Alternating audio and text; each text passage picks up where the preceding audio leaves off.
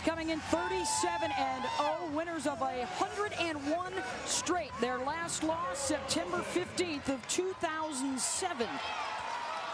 They beat the Cardinal 2 years ago for the title. They beat Stanford again last year for the championship and are now looking for that third in a row. Ariel Wilson will serve it up for Penn State in white, and the Longhorns in the burnt orange get on the board first.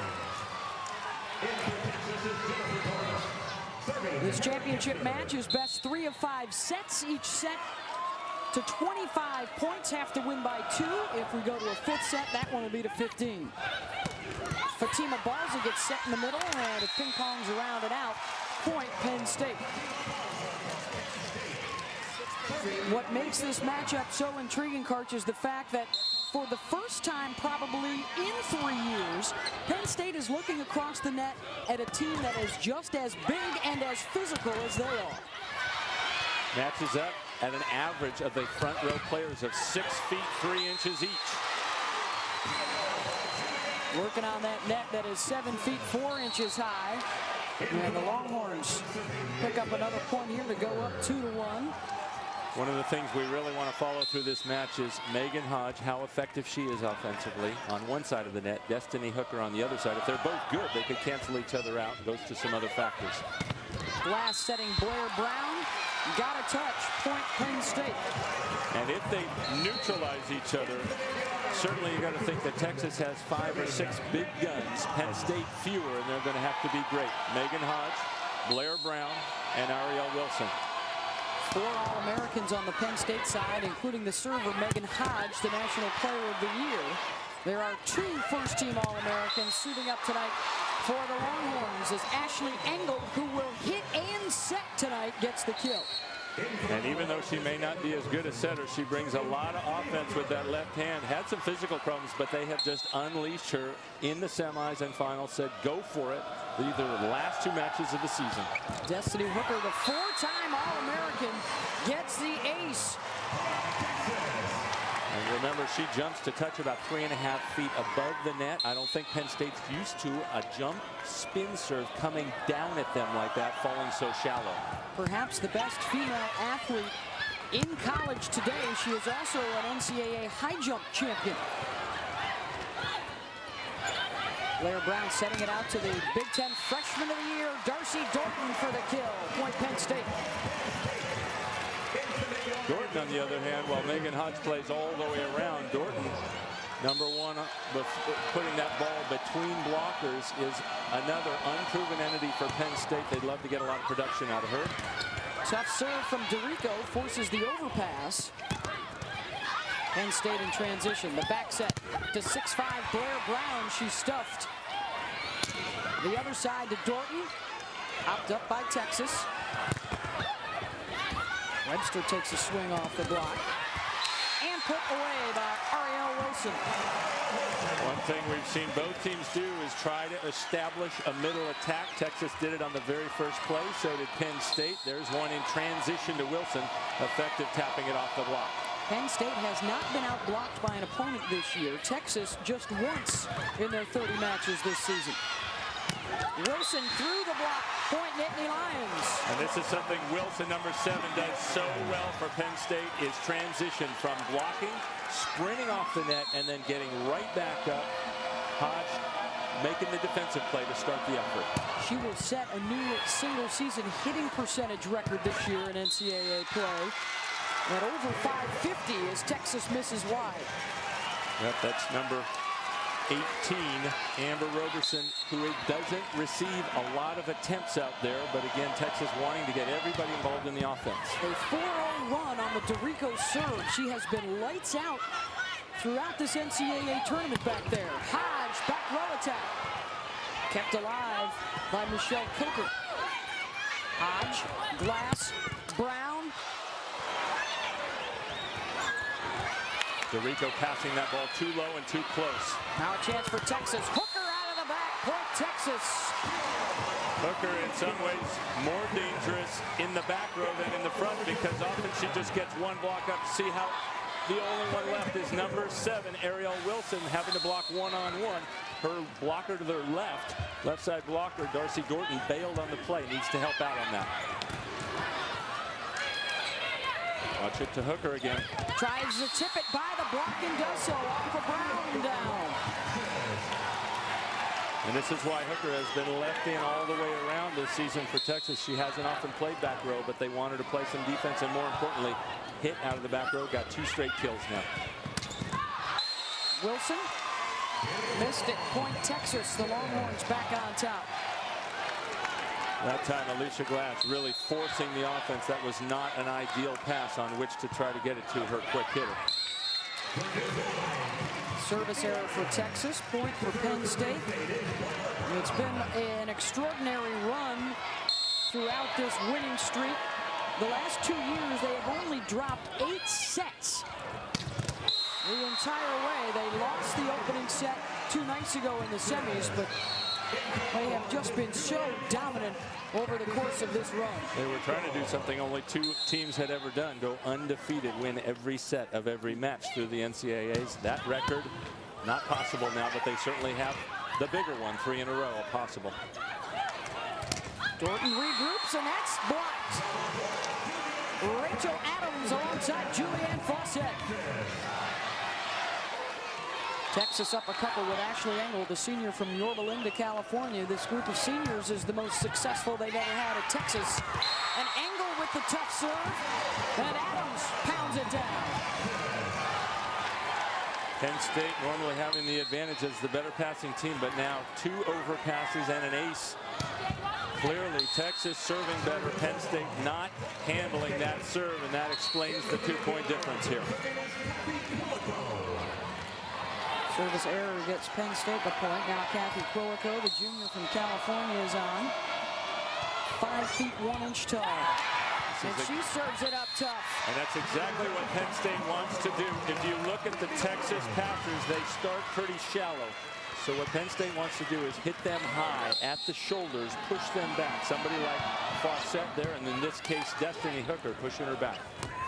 The back set off the block. DeRico got it. Now Brown back row. Trying to roll it over the top. Pushing it out wide. Fawcett is long.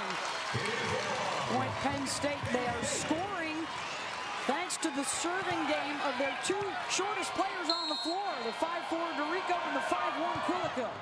Again, pushing Fawcett back.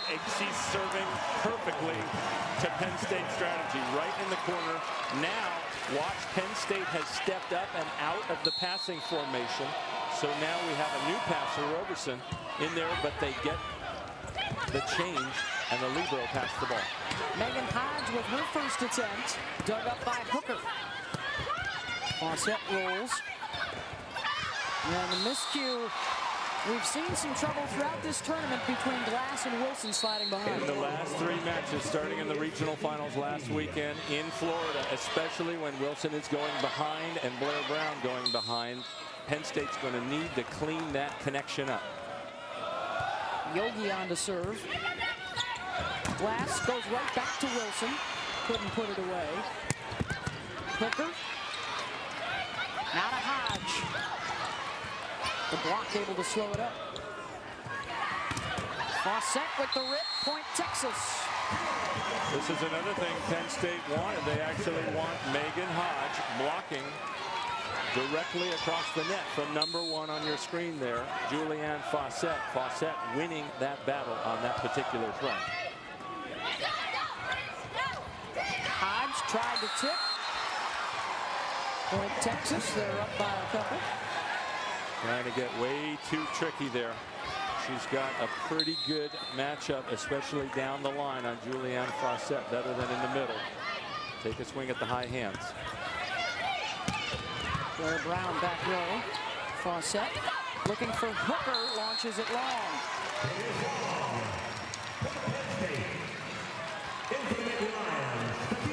Both teams playing with a little bit of nerves right now. Some uncharacteristic errors, like Hodge, national player of the year, tipping into the net.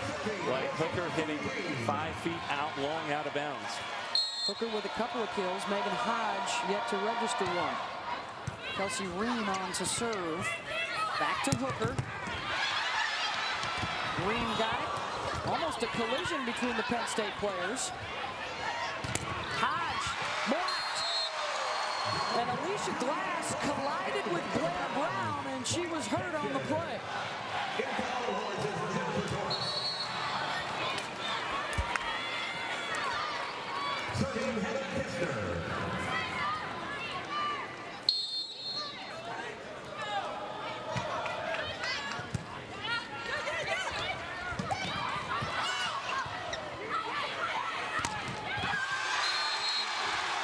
The St. Pete Times Forum in Tampa for the national championship match midway through set number 1. Beth Mullins along with Kartskirai.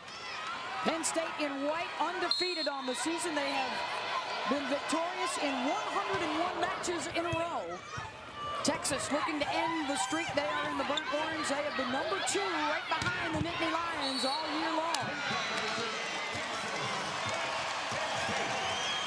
Point for Penn State. They are looking to become the first team in history to win 3 straight, 2 of those back-to-back unbeatens. They have the longest winning streak in NCAA women's athletics history as Fawcett slams that one home.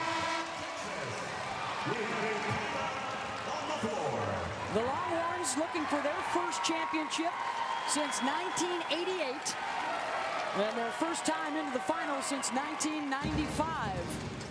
This was a matchup that a lot of volleyball fans were expecting a year ago, but this Texas Longhorns team was upset in the semifinals.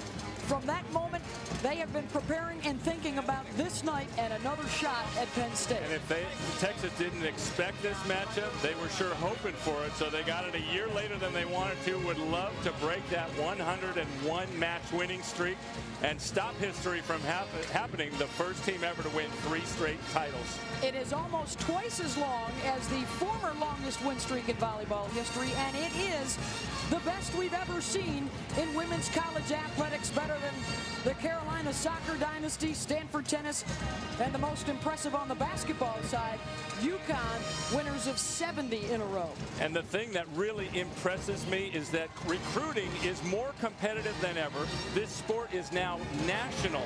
It started with Texas in 1988, becoming the first non-Pacific team to win a title. So in this hyper-competitive era, to win 3 in a row is absolutely amazing. And a reason for the success of both these programs, an incredible senior class. They're the winningest for their programs, respectively, led by Megan Hodge and Destiny Hooker. 141 wins for this senior class, and Megan Hodge has been a 4-time All-American for Penn State. Most outstanding player of the last 2 years, Destiny Hooker, whose volleyball progress has been amazing considering she has not been able to play in the spring times because she competes in another sport as an NCAA indoor and outdoor high jumper, having won several titles.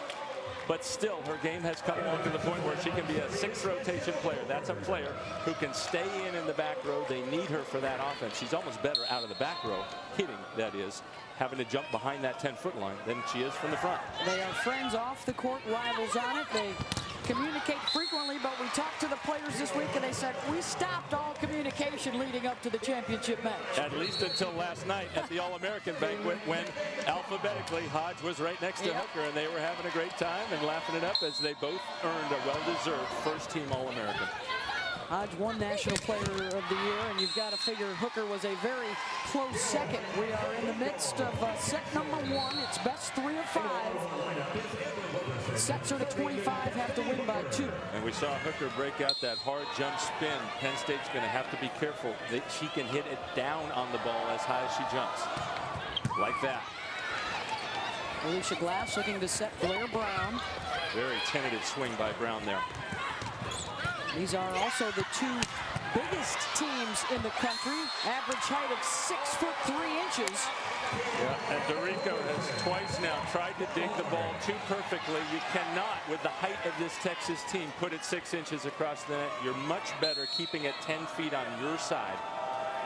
For those of you new to volleyball, the player with the different colored jersey is a defensive specialist.